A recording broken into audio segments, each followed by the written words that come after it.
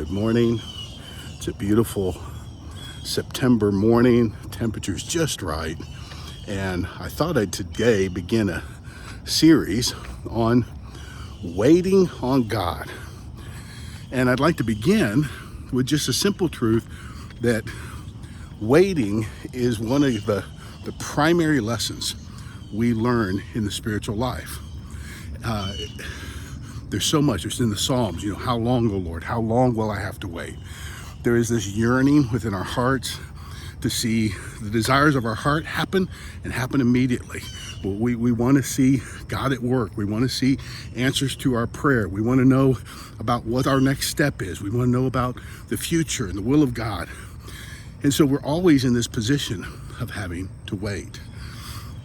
I'll tell you, one of the things I've learned that I think is the first lesson about waiting is when we refuse to wait, the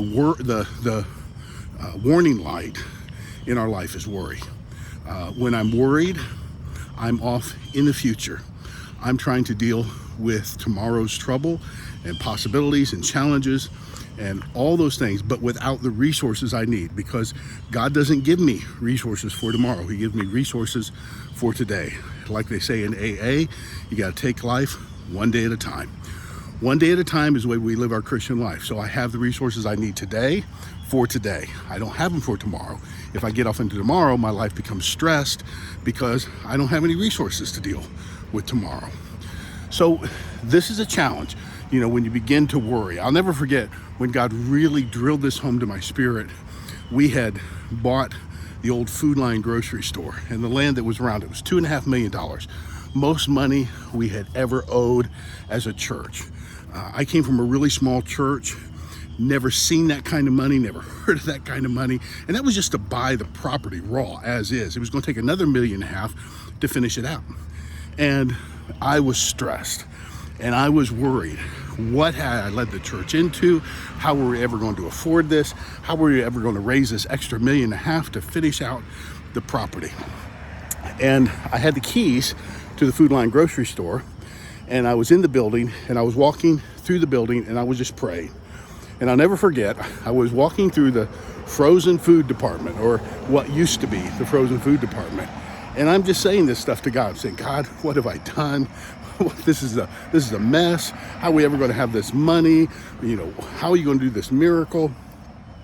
And I heard God say, as distinctively as he's ever said anything to my spirit, just match my pace. And I knew then that was my call. That was my salvation, my deliverance.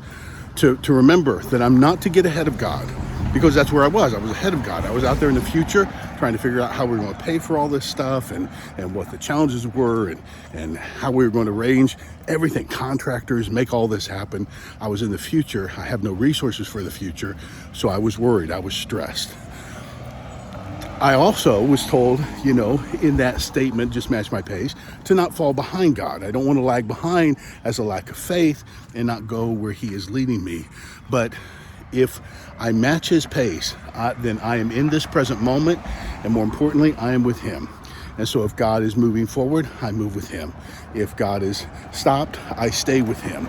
No matter what God is doing, the most important thing you and I do when it comes to stress and worry and waiting on God is just be with him in the present moment. So that's my challenge for you today. Wherever you happen to be, whatever it is you're worried about in the future, be with him in this present moment, because that's where your resources are. God bless you. I'll see you again real soon.